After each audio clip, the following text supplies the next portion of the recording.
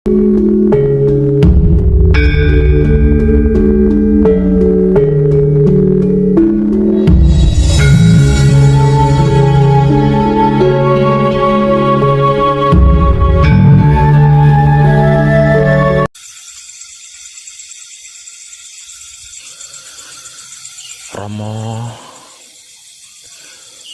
nyuwun pangestu lan pengayoman kanthi teguh rahayu slamet.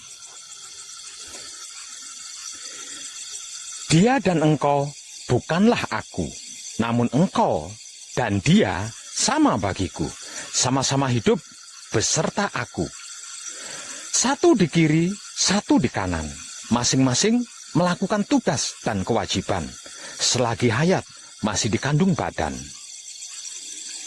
Engkau yang selalu kekurangan berdampingan dengan dia yang berlebihan, dengan aku sebagai perantara untuk cukup dan mencukupi.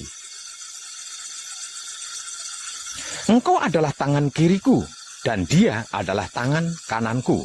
Aku adalah cakra otakmu yang merencanakan segala sesuatu. Saya adalah manusia, dia adalah seorang hamba si pengembara, dan aku terkandung di dalamnya. Maka adalah saya terdiri dari engkau, aku, dan dia. Satu, namun sebenarnya tiga.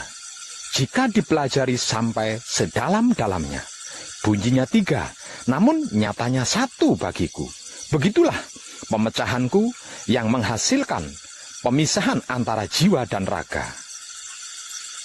Gerak datang dari aku yang menggerakkan dia, dan yang bergerak ialah saya. Dengan ini maka coba terangkanlah padaku, siapa sebenarnya sejatiku ini?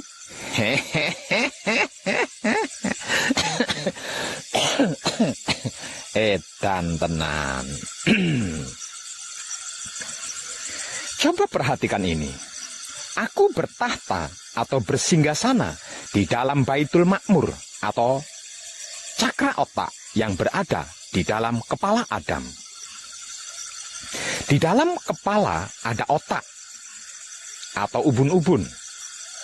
Di dalam ubun-ubun ada manik. Di dalam manik ada budi. Di dalam budi ada nafsu. Di dalam nafsu ada sukma. Di dalam sukma ada rasa. Di dalam rasa ada aku. Berarti Roh Suci atau Roh Kudus atau hidup atau esensi Dat Maha Suci hidup bertahta atau bersinggasana di dalam dasar otak setiap manusia hidup, bergelar sejatine satrio. Aku bertahta atau bersinggasana di dalam Baitul Muharram atau cakra jantung.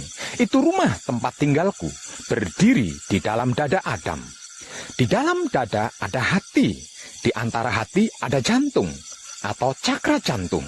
Di dalam jantung ada budi, di dalam budi ada angan-angan atau rasa dan perasaan. Di dalam angan-angan ada sukma, di dalam sukma ada rasa, di dalam rasa ada aku. Berarti Roh Suci atau Roh Kudus atau hidup atau esensi Dat Maha Suci hidup bertempat tinggal di dalam dasar jantung setiap manusia hidup, bergelar satrio sejati. Aku bertahta atau bersinggasana di dalam Baitul Muqaddas atau Baitul Maqdis atau cakra kelamin yang merupakan tempat suciku yang berada di dalam kelamin Adam. Di antara kelamin atau penis atau kontol ada pelir atau peler atau cakra kelamin. Di dalam pelir atau peler ada nutfah atau mani. Di dalam mani ada madi. Di dalam madi ada wadi. Di dalam wadi ada manikem. Di dalam manikem ada rasa. Di dalam rasa ada aku. Berarti Roh Suci atau Roh Kudus atau hidup atau esensi Dat Maha Suci hidup ada di dalam kelamin setiap manusia hidup, bergelar Putra Rama. Sesungguhnya Seluruh sukma atau anasir, termasuk anasirnya hewan dan tumbuhan, itu berasal dari cahaya atau Nur Muhammad, atau Ruh Suci, atau Ruh Kudus, atau hidup. Aku berasal dari Nur atau cahaya, Maha Suci hidup, dan semua yang ada di alam semesta ini berasal dari cahayaku. Aku adalah bapak dari segala sukma atau anasir, dan bapakku adalah Dat, Maha Suci hidup.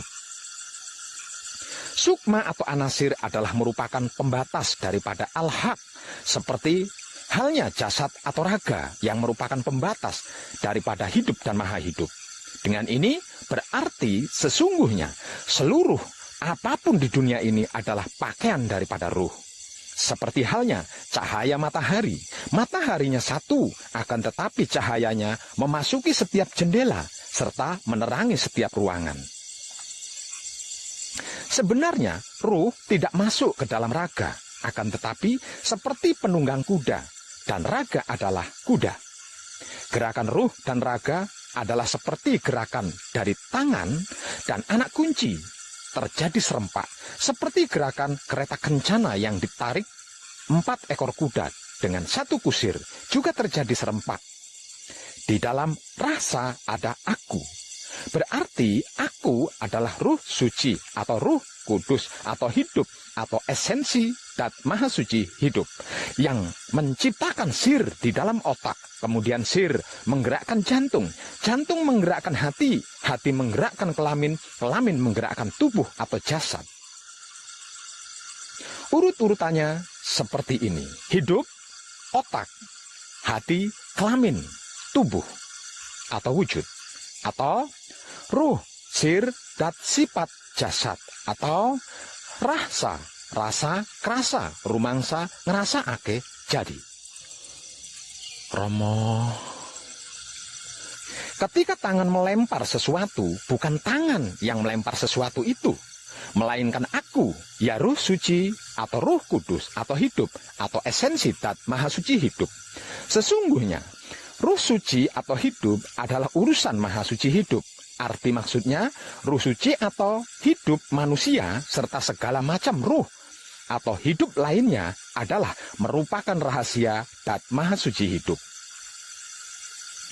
Ketika di alam arwah atau alam sukma, ruh manusia bersama para ruh lainnya, termasuk ruh para malaikat atau para dewa-dewi, bisa berkomunikasi langsung dengan Dat Maha Suci hidup setiap saatnya. Sebagaimana pada awalnya kejadian ruh yang berikrar kepada Maha Suci hidup, tak kala Maha Suci hidup bertanya kepada para ruh tersebut, "Bukankah aku adalah Tuhanmu?" Kemudian para ruh menjawab, "Benar, kami bersaksi ya Tuhanku." Hal ini membuktikan bahwa seluruh ruh bisa berkomunikasi dengan Dat Maha Suci hidup.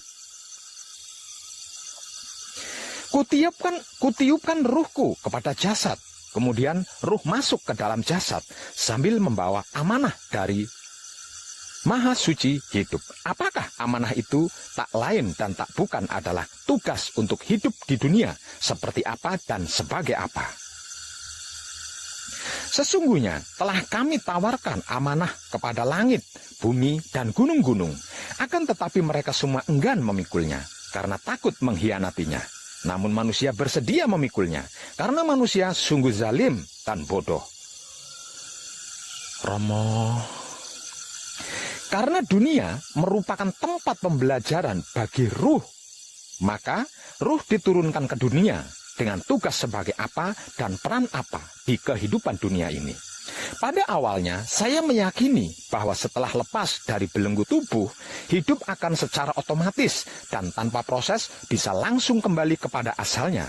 Ternyata tidak, karena kalau gagal mencapai kesempurnaan hidup, hidup akan masuk dan tinggal di alam penantian bersama para ruh-ruh lainnya, termasuk para malaikat atau dewa-dewi. Sedangkan sukma yang awalnya adalah 4 anasir masuk dan tinggal di dalam pengadilan. Di setiap saatnya, para ruh selalu memohon kepada Dat Maha Suci Hidup, "Ya Tuhanku, kembalikanlah aku ke dunia, agar aku dapat melakukan perkara yang aku lalaikan." Dan Maha Suci Hidup menjawab, "Tidak, itu hanya alasan belaka. Di belakang kalian ada tabir yang menghalangi kalian, sampai hari kalian dibangkitkan." Para ruh tetap berusaha memohon, "Sekiranya kami dapat kembali ke dunia lagi, ya Tuhanku, niscaya kami akan menjadi orang-orang yang beriman." Dan Maha Suci Hidup menjawab, "Sesungguhnya hal ini menjadi keterangan yang nyata, namun kalian tidak mau percaya." Namun tidak sedikit permohonan para ruh ini terkabulkan.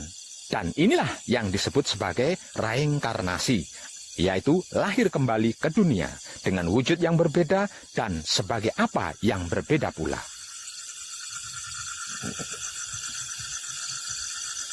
Akan tetapi, tidak sedikit pula para ruh yang bereinkarnasi ini masih melakukan pengingkaran dan tetap mengulang pengkhianatannya kepada Dat Maha Suci Hidup. Namun, Maha Suci Hidup tetap adil lagi bijaksana. Artinya, jika layak untuk direinkarnasikan, ada saja yang diberi kesempatan untuk lahir kembali ke dunia ini. Para kadang kinasiku sekalian, apa yang saya uraikan tadi tidak akan mudah untuk dimengerti dan dipahami bagi orang-orang yang belum pernah bertemu dan menyaksikan sendiri sucinya dirinya sendiri. Pepatah lama mengatakan, "Tak jumpa maka tak kenal, tak kenal maka tak cinta, tak cinta maka tak iman." Berikut ini adalah titik terkecil tentang alam semesta seisinya, atau Kanjeng Rama Sejati Gusti Prabu Heru Cokrosemono, yang selama proses perjalanan sejarah dunia belum ada yang mengungkapnya secara umum, terbuka, dan universal. Entah karena takut atau karena ada intrik di dalamnya, atau Romo, cinta kepada Dat Maha Suci Hidup semata, dan cinta kasih sayang yang sesungguhnya adalah rahasia Dat Maha Suci Hidup itu sendiri. Sebab cinta kasih sayang adalah gerak-gerik Ruh Suci atau Roh Kudus atau hidup atau esensi Dat Maha Suci Hidup. Karenanya dibutuhkan kesadaran rasa untuk itu. Bagaimana cara dan teknik serta metodenya agar supaya kita bisa mengenal Maha Suci Hidup? Di manakah ia? Kemana kita harus mencarinya? Apakah harus ke Mekah? Ataukah India? Atau ke negeri Cina? Apakah demikian jauhnya Dat Maha Suci Hidup itu berada? Apakah kita tidak tersesat nantinya jika jarak tempuhnya sejauh itu?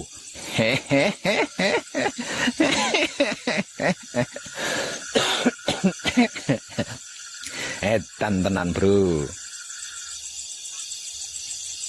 Tidak ada satu ayat pun yang mengatakan Dat Maha Suci Hidup itu ada di Mekah, atau India, atau Cina, atau di Jawa, dan lain sebagainya.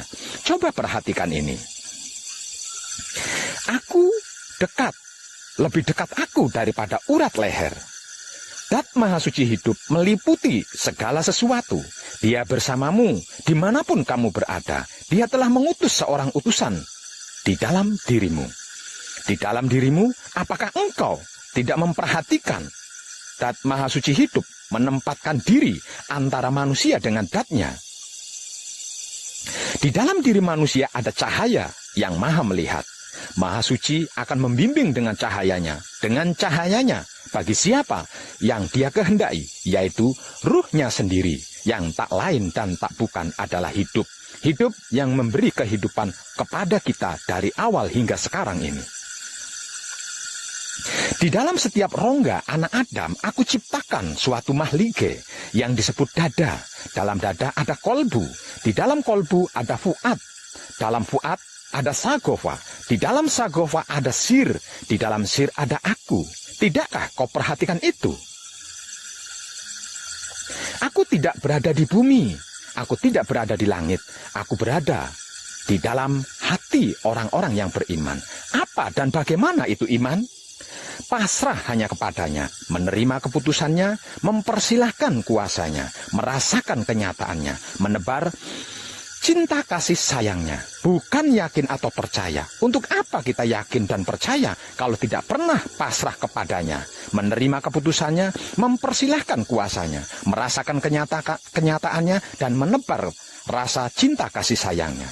Oleh karena itu, wajar dan masuk akal kan bila ahli laku dan para sufi mengatakan bahwa kolbu mukmin baitullah.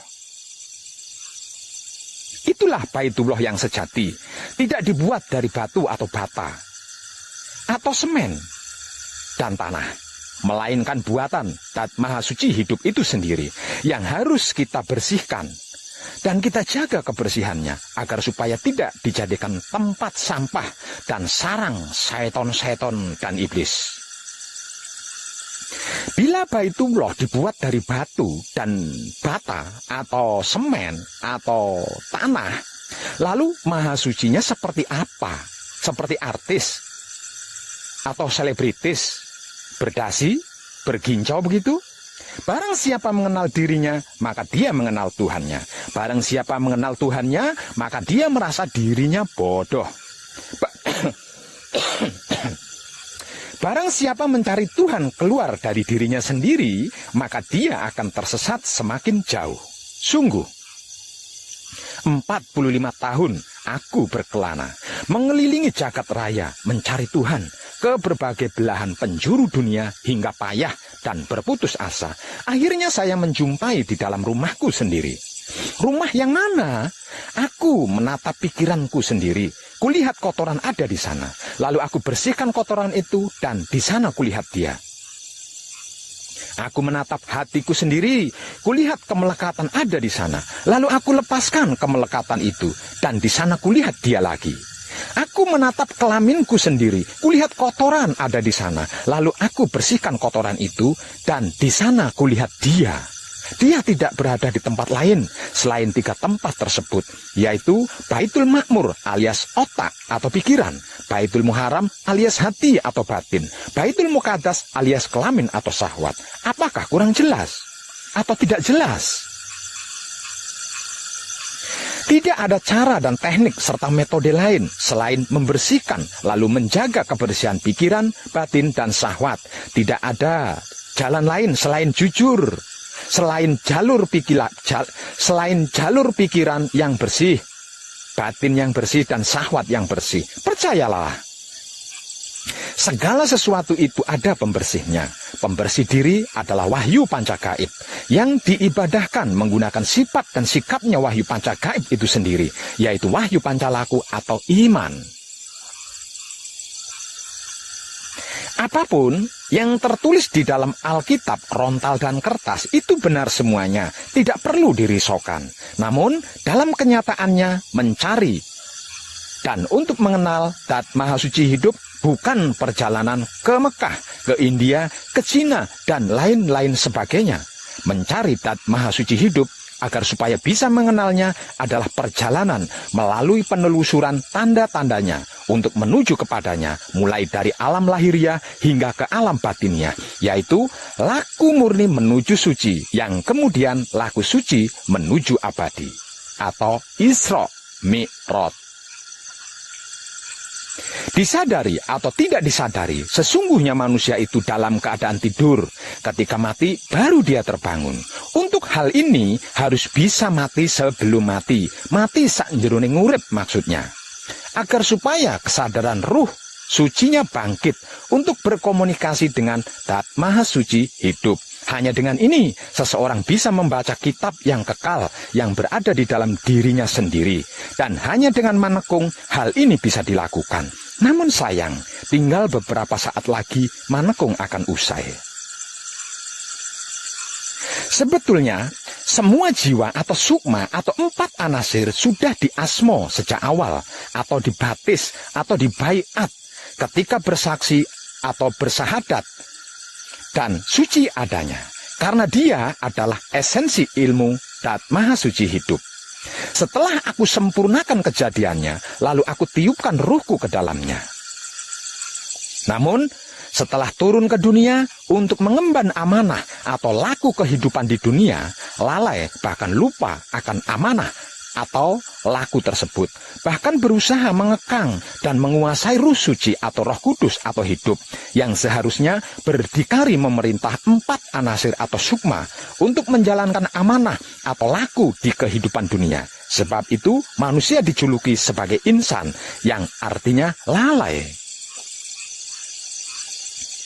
Karena 4 anasir atau sukma itu cenderung menyukai perbuatan jahat, sehingganya dibaiat atau dibatis atau diasmo sejak awal bersahadat atau bersaksi, agar supaya 4 anasir atau sukma yang dikenal dengan sebutan jiwa ini mudah mengingat Dat Maha Suci hidup, sehingga Roh Suci atau Roh Kudus atau hidup bisa mengendalikannya dengan mudah.